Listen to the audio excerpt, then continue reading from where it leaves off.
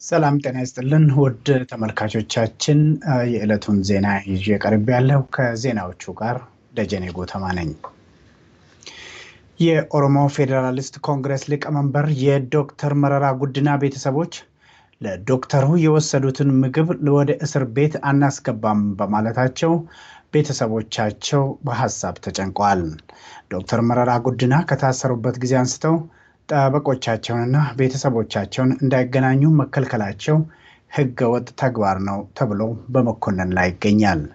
ዶክተር መረራ ጉዲና የስኳር በሽታ እንዳለባቸውና በኮማንድ ፖስቱ ታጣቂዎች በታፈኑበት ወቅት በአካላቸው ላይ ጉዳት መድረሱ አንድ ላይ ተዳምሮ የጤንነታቸው ሁኔታ እጅግ እንዳሳሰባቸው ቤተሰቦቻቸው ይናገራሉ።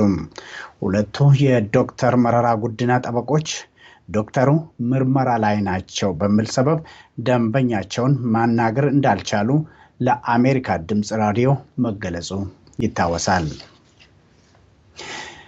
ይህ በእንዲህ እንዳለ በምስራቅ ሸዋ ዞን ቦሰት ወረዳ ቦሌ ተብሎ በሚጠራ ከተማና አካባቢው የኮማንድ ፖስት ወራሪዎች ትጥቅ ለማስፈታት እያሉ ነዋሪዎችን እያሸበሩ መሆናቸው ተነገረም።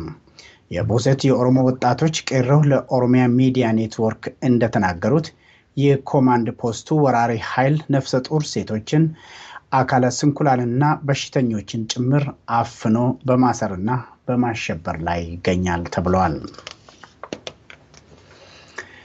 የጠላት አፈና፣ ሽብርና ወከባ ከነጻነት ትግሉ ቅንጣት ታክል ወደ ኋላ አይመልሰንም ሲሉ የአድአ በርጋ ነዋሪዎች ለኦሮሚያ ሚዲያ ኔትወርክ ገለጹ። የምዕራብ ሸዋ ዞን አድአ በርጋ ቄሮ የኦሮሞ ወጣቶች ለኦሮሚያ ሚዲያ ኔትወርክ እንደተናገሩት ጠላት በ8 ወታደራዊ ተሽከርካሪዎች የጫኑ የአጋዚ ወታደሮችን ወደ አካባቢው አዝምቷል። በአንድ ወቅት አካባቢያችን ነፃ አውጥተን ነበር፣ ነፃነትን ለጥቂት ቀናት አጣጥመን ነበርም ያሉት የአድአ በርጋ ወጣቶች መላው ኦሮሚያ ነፃ እስከሚወጣ ድረስ ትግላችን ለአንድ አፍታም አይቆምም፣ ይህንን አቋማችንን ጠላትም ወዳጅም ማወቅ አለበት ሲሉም አስገንዝበዋል።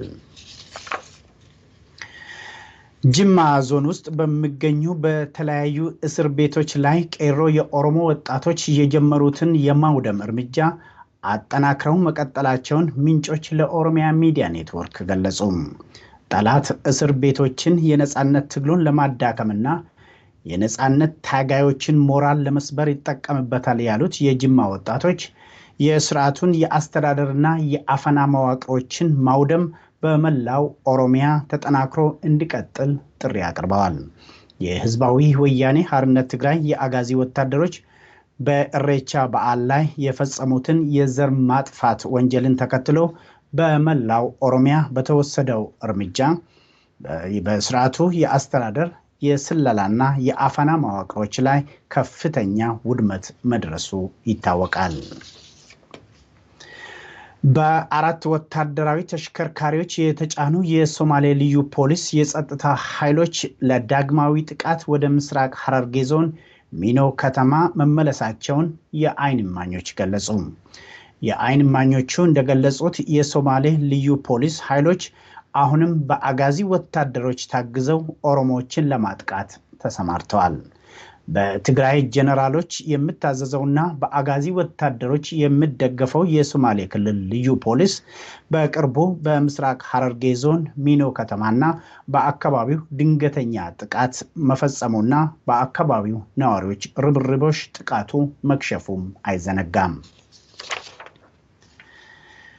የኦሮሞ የነጻነት ታጋዮች በህዝባዊ ወያኔ ሓርነት ትግራይ የአስተዳደርና የአፈና መዋቅሮች ላይ የወሰዱትን እርምጃ ተከትሎ የወደሙትን ቢሮዎች መልሳችሁ ስሩ በማለት ካድሬዎች ህዝቡን በማስቸገር ላይ እንደሚገኙ ከተለያዩ የኦሮሚያ አካባቢዎች የደረሱን መረጃዎች አመለከቱ። በዚህ መሰረት በአርሲ ዞን አዳባ ወረዳ የኮማንድ ፖስት ስራ አስፈጻሚዎች ያወደማችሁትን የአስተዳደር ቢሮዎች መልሳችሁ ስሩ እያሉ ነዋሪዎችን በማስጨነቅ ላይ ይገኛሉ። ከዚህ ጋር በተያያዘ ሁኔታ የስርዓቱን የአስተዳደርና የስለላ መዋቅሮችን ያወደሙ ወጣቶችን አምጡ ተብለው ግን ጥያቄውን ውድቅ ያደረጉ 11 የአርሲ ዞን አዳባ ወረዳ የኦሮሞ አዛውንቶች በጸጥታ ኃይሎች ታስረው ለጠላት ወከባ ተጋልጧል ሲሉ ምንጮች አማረሩ። ሁለት የኦሮሞ ተማሪዎች ከቡሌ ሆራ ዩኒቨርሲቲ በትግራይ ህዝብ ነጻነት ግንባር ታጣቂዎች ታፍነው መሰወራቸውን ተከትሎ የቡሌ ሆራ ዩኒቨርሲቲ ካምፓስ በጥብቅ ወታደራዊ ጥበቃ ስር መውደቁን ተማሪዎች ተናገሩ። ሁለቱ የኦሮሞ ተማሪዎች የታፈኑት የሆሮ ጉድሩ የኮምቦልቻ ሁለተኛ ደረጃ ትምህርት ቤት ተማሪዎች በነበሩበት ወቅት ህዝባዊው ንቅናቄ ቀስቅሳቸዋል በሚል ውንጀላ ነው። ሁለቱ የቡሌ ሆራ ዩኒቨርሲቲ ተማሪዎች ከታፈኑ በኋላ በከተማው ፖሊስ ጣቢያ መታሰራቸውን የገለጹት ምንጮች ሌሎች ተማሪዎች የታፈኑትን ጓደኞቻቸውን ለመጎብኘት ያደረጉት ሙከራ አልተሳካላቸውም። የትግራዩ የአጋዚ ጦር ወታደሮች ሁለቱን ተማሪዎች ያፈኑት የተማሪዎቹን ዶርም ወይም ማደሪያ ክፍል ሰብረው በመግባት መሆኑም ታውቋል። የቡራዩ ነዋሪ ያልሆኑ ወጣቶች በመታወቂያቸው ተለይተው በመታሰር ላይ እንደሚገኙ የቡራዩ ምንጮች አጋለጡ። የቡራዩ ምንጮች እንደገለጹት ከሌላ አካባቢ የመጡ ወጣቶች በመታወቂያቸው ከተለዩ በኋላ ተለይተው ይታሰራሉ። ይህ በእንዲህ እንዳለ በቀን ከ200 እስከ 500 ብር ውሎ አበል የሚከፈላቸው የህዝባዊ ወያኔ ሓርነት ትግራይ አገልጋዮች ነዋሪዎችን በየጊዜው ስብሰባ ጠርተው ምስጢር አውጡ በማለት ነዋሪዎችን በማስጨነቅ ላይ ይገኛሉ ተብሏል። የኦሮሚያ ፕሬዝዳንት ለማ መገርሳ ተሳትፎበታል በተባለውና በቅርቡ በተካሄደው ስብሰባ ላይ አንዲት የቡራዩ ከታ ነዋሪ ተሐድሷችሁ ዋጋ የለውም፣ ለፈሰሰው የልጆቻችን ደም ልባችን ደምቷል፣ ኦሮሞ ለምን ጠቅላይ ሚኒስትር አይሆንም፣ አባይ ፀሐዬ ከ70 ሚሊዮን ብር በላይ ከስኳር ፋብሪካዎች ሲዘርፍ ለምን ዝም አላችሁ በማለት ካድሬዎችን ማፋጠጣቸው ይታወቃል። በመጨረሻም ከህዝባዊ ወያኔ ሓርነት ትግራይ የቢዝነስ ኤምፓየር ጋር ትስስር ያለው ሲሲዲ የተባለው ኩባንያ ከፍንፍኔ ልዩ ዞን ለገዳዲ ለገጣፎ አካባቢ በሺዎች የሚቆጠሩ አርሶ አደሮችን ከመሬታቸው በማፈናቀል ላይ እንደሚገኝ ተገለጸ። የህዝባዊ ወያኔ ሓርነት ትግራይ የቢዝነስ ኤምፓየር ኤፈርት አካል የሆነው ሲሲዲ በሺዎች የተቆጠሩ አርሶ አደሮችን ከመሬታቸው አፈናቅለው የተለያዩ ፋብሪካዎችን በመገንባት ላይ ይገኛል ተብሏል። ከመሬታቸው የተፈናቀሉ አርሶ አደሮች ለከፍተኛ ችግር ተጋልጠው የቀን ስራ ለመስራት መገደዳቸውን ከለገዳዲ ለገጣፎ የደረሱን መረጃዎች አመልክተዋል።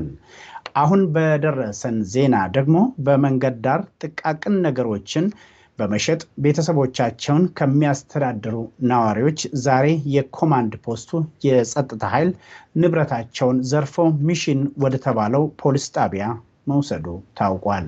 እንግዲህ ውድ ተመልካቾቻችን ለዛሬ ያዘጋጀነው የዕለቱ ዜና በዚህ ተጠናቋል። ደጀኔ ጉተማ ነኝ።